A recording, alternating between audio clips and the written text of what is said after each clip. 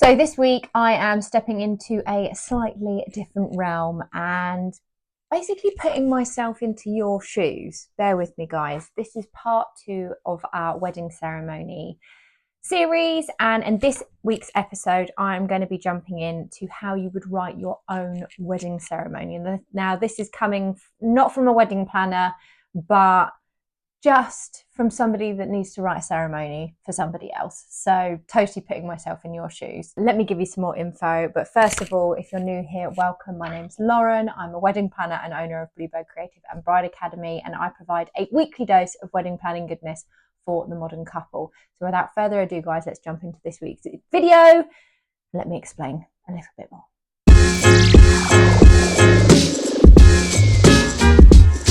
So guys, like I said, I'm putting myself in your shoes this week, and I'm not talking about this from a wedding planner's perspective, although obviously I do have knowledge of how a ceremony works, but I will admit now, I have never been a celebrant, I have never hosted a ceremony, I have never written a ceremony, but I am doing all of the above in a couple of months for my sister's wedding. She has asked me to be her celebrant, and I now need to write a ceremony. So literally putting myself into your shoes.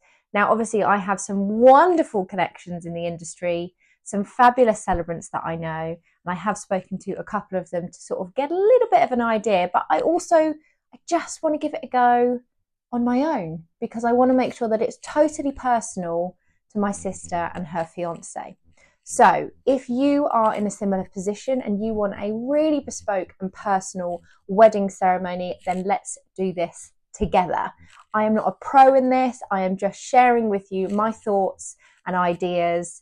And if you want some professional advice, then definitely reach out to some celebrants. There are some amazing ones in the industry, and they can come up with some even more fantastic ideas, I'm sure. But let me share my ideas with you. Let's do this together. So first of all, I think the first things we need to do is to communicate. So if you are a bride or groom and you are having a conversation with your partner and you decide that you guys want to create the ceremony yourselves, then that's amazing. Obviously, that conversation has to happen. You have to decide, do we want a bespoke ceremony? Great. If that's the case, you then need to decide kind of what you want to get from that. Why do you want a bespoke ceremony? Do you want to seek out a professional such as a celebrant and have them host the ceremony for you, have them write it for you, obviously alongside you? Some of it might be a surprise and so on. Everyone's processes is slightly different. Or are you going to choose a special somebody in your circle, whether it's a family member, a close friend, to host the ceremony for you? Do you want to write it? Do you want them to write it? These are the conversations that you have to have, and I can't tell you what's right for you. What I can tell you is that in my instance, I am writing the ceremony and the structure, and I have had my sister send me over certain pieces of information, like certain stories. I'm not going to give too much away, but that will help me with the whole structure of the ceremony. They're not going to write their own vows. We're going to write something for them. They're going to repeat it, that kind of thing. So we've had that conversation. So have that conversation and then obviously decide, are you having a professional celebrant? Are you having a close family member or friend? In which case, who do you think that might be? And then have that conversation with them to, first of all, pick somebody, guys, that is comfortable speaking in public. Don't pick a wallflower, because they might mean a lot to you, but if they don't feel comfortable in public, or maybe they don't even feel comfortable saying no, but actually they're not a very good public speaker, they're not going to be the best choice for your wedding ceremony, which is an extremely important role. So pick wisely, my friends, pick wisely. Once you've picked, obviously have a conversation about how you want to structure things. But let's dive in. So first things first is communicate. So we've just discussed that. You need to communicate with your partner and decide what you want. What do you want to achieve? How do you want it to feel? What do you want your ceremony to be like? Then you need to consider the legalities. So if you're creating your own bespoke ceremony, then the likelihood is it's not going to be a legal ceremony. And that's totally fine, guys. You just need to then consider where, when, and how you want to legally get married. So a lot of couples will do it the week before, a couple of weeks before, sometimes the day before, and they will go to their local registry office and they will have their legal civil ceremony with just a small collection of people, maybe just their parents, and they will do that as their legal ceremony. But it's not really their wedding in their eyes. And then they will have their bespoke ceremony. So you need to make sure that you are still considering the legalities if you want to be legally married. Next up, as we've mentioned, we need to choose who is going to be hosting the ceremony or leading the ceremony as such. So are you going to have a professional celebrant, or are you going to choose a special person? I'm going to refer to them as a special person because it can either be family, somebody close to you, etc. But I do advise it be somebody special and not a random. Just saying. Then we need to start thinking about the structure. So how do you want that ceremony to look, to feel? How do you want to feel? How do you want your guests to feel? This is all really important. We're going to start breaking down what that could look like, but because you're creating it, it literally could be anything you want, like anything. And I'm racking my brains in this moment to try and think of something completely wild, and I've got nothing. I'll come back to you on my wild ideas. So let's go through with what the structure might look like. So for example, you're going to start with the processional. Now, if you don't know what that is basically entering the ceremony space. So the processional is typically, and again, if you're creating bespoke, it doesn't need to be anything typical, but typically bridesmaids walking down the aisle, followed by bride, groom, father of the bride, father of the groom, whatever works for your situation. But that is typically what happens. However, we don't have to do typical. But have a think about how you want to enter the space. Do you both want to enter together? If you're legally married, maybe that feels good for you. Do you both want an entrance? Does only one of you want an entrance? Do you want your parents involved? Do you want one of your parents to walk you down the aisle? Do you want both of your parents to walk you down the aisle? I mean, you do you guys. That's what we're all about over here. So consider the processional. How are you going to enter the ceremony space? Prior to the processional, I would advise that if you are writing this yourself, and now this is based on not having a professional celebrant, guys. Remember, we are doing this. I am putting myself in your shoes where you've decided to write your own ceremony. So you need to consider an introduction and a kind of a semi-welcome. We'll do a proper welcome, but we need to do an introduction. So before one of the partners walks down the aisle and enters, or two, again, whatever you decide that you're doing, before the ceremony begins, let's go with that, you need to welcome the guests and potentially do a little bit of housekeeping, or your celebrant, special person, needs to do some housekeeping. So if you don't want phones out, let them make an announcement for that. You know, say thank you so much for being here. The ceremony is about to begin. Can we first of all start by asking you to keep your phones away for the ceremony? The couple have booked for a fantastic photographer and videographer today, and they're going to be capturing all these wonderful moments. So just keep those phones away and absolutely enjoy the moment. And then you might ask the guests to stand in preparation for the arrival of one of the party.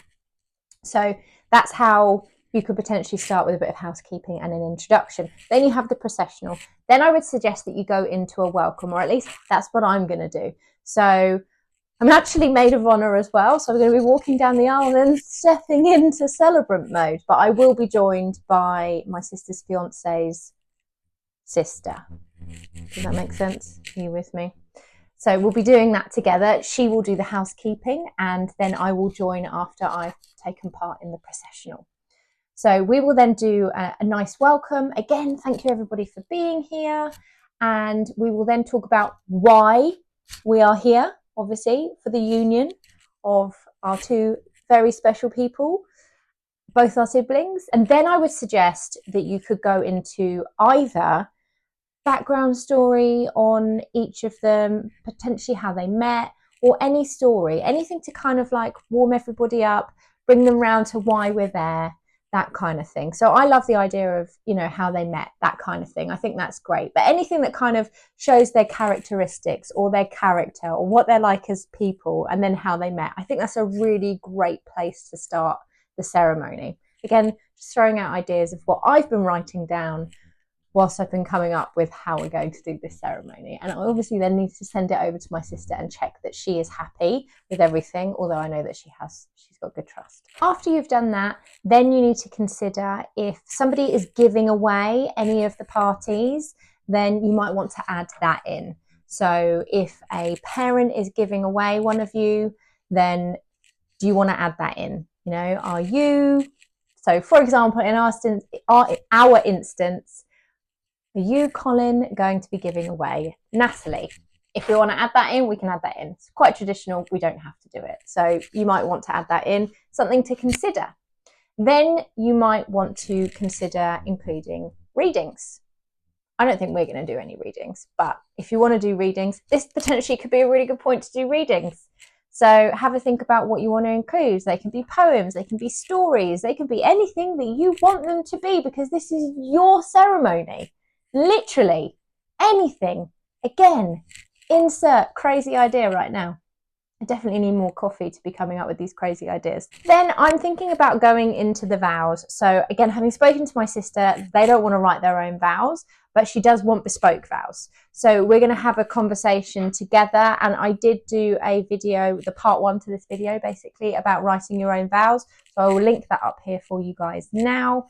And that might give you some ideas on writing your own vows. But we're going to work on that together and write down some promises that they want to make to each other. And then I will read them out, as will Natalie's fiance's sister.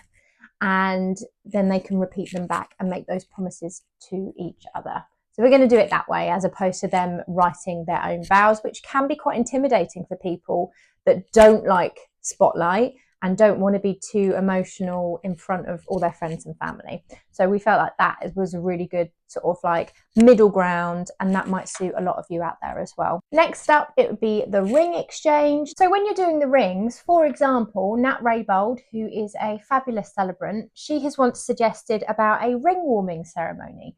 So that's where you might get members of your close family or friends, and you pass the ring around and they warm it before handing it over. And that's a way of incorporating your special people. So the ring exchange can just be you guys and the celebrant, or it can be an opportunity for you to include some special people into your ceremony. There's loads of different ways of how you could actually make that personal. You could do hand tying. I'm pretty sure I've done a video on this, so I'm going to link it up here for you on different ways of personalising that part of your wedding ceremony. But again, this is where if you work with a celebrant, instead of writing it yourself, they're going to have so many incredible ideas for you, things that they've tried and tested, and they'll be able to bring them forward to you to help you sort of come up with something super personal. But either way, however you do it, if you're doing rings, this is the point that you would probably do rings. And this is obviously what we're going to do in the ceremony that I'm writing. After that, we're going to move on to the declaration, and then of course the kiss, announcing the kiss, and then announcing them as husband and wife, or whatever makes sense for you guys.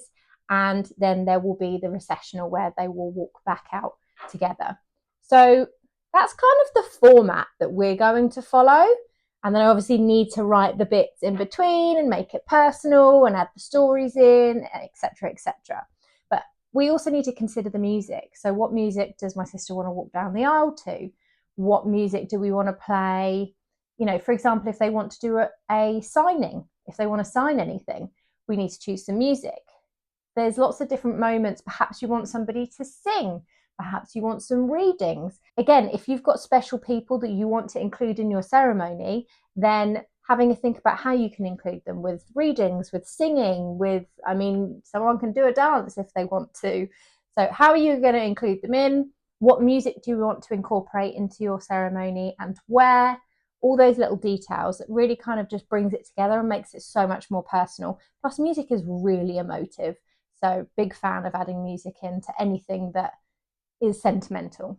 And that's kind of like the basis of writing a ceremony, or at least from my perspective, having never written a ceremony. But that is the structure that I'm going to follow, and that's how I'm going to have a go at creating my sister and her fiance's ceremony. I'm really looking forward to it.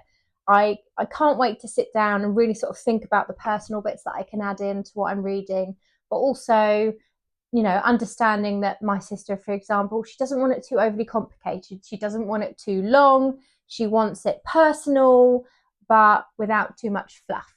So I think having, again, communicating, having a conversation, what do you want it to be about? How do you want people to feel? How long do you want it? What's important to you? Communication is everything in weddings, whether it's writing a ceremony or just coming up with decor or what sort of music you want as your first dance. The whole thing is always communication. But anyway, guys, I hope you found this video helpful. It's definitely even given me a little bit more food for thought. I haven't started writing the ceremony just yet. I've literally got to the point where I've been thinking about the structure and I've had the conversations with my sister, which is why I thought it was a good opportunity to share with you guys if anybody is going through a similar thing.